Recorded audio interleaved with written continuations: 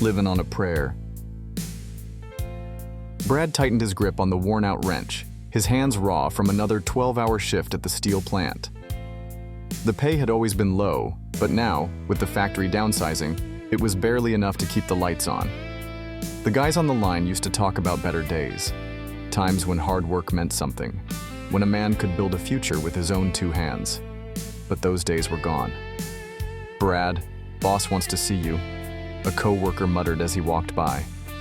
Brad wiped his forehead with the back of his sleeve and exhaled. He already knew what was coming. The manager didn't sugarcoat it.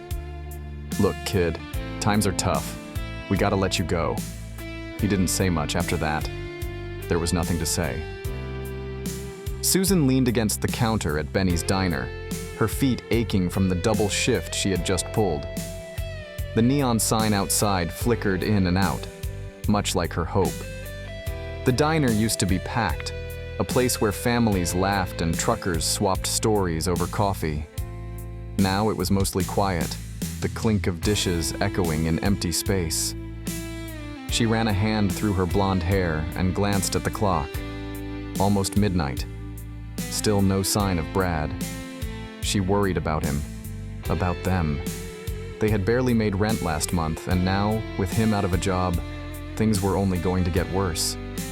The bell above the door jingled.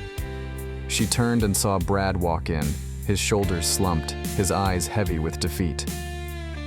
"Tell me it's not what I think it is," she whispered, but she already knew.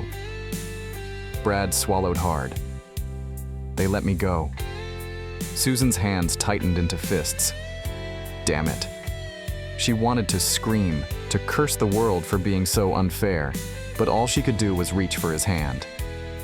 "We'll figure it out," she said, trying to sound confident, though the lump in her throat betrayed her. Brad forced a smile. "We always do." They sat on the fire escape that night, looking out at the city's dim lights. The air was thick with the scent of rain on pavement. Brad strummed his old guitar, the one he had bought when things were easier.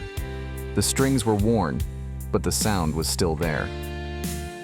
"We're halfway there," Susan said, her voice barely above a whisper.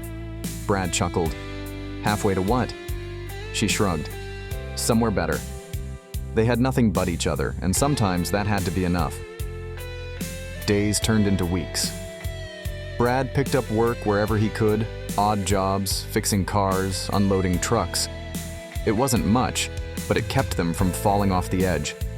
Susan picked up extra shifts, even when her body ached so badly she thought she might collapse.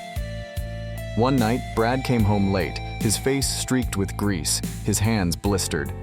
Susan was already asleep on the couch, a stack of unpaid bills beside her. He sat beside her, brushing a strand of hair from her face. She stirred slightly, murmuring his name in her sleep. He pressed a kiss to her forehead. "Take my hand, we'll make it, I swear." Brad didn't know how, but he meant it. One morning, after another sleepless night, Susan found a letter on the table. Not a bill, not a final notice. It was from a friend of Brad's, a guy who owned a repair shop on the edge of town. They needed a full-time mechanic. She ran outside, still barefoot, just as Brad was about to leave for another day of odd jobs. "You got a job," she said breathlessly, holding up the letter. He took it from her hands, his eyes scanning the words over and over. Then, slowly, his face lit up with something he hadn't felt in a long time. Hope. Susan took a deep breath, her hands shaking slightly as she reached for his. "Brad, there's something else." He looked up, sensing the weight of her words. "We're gonna have a baby."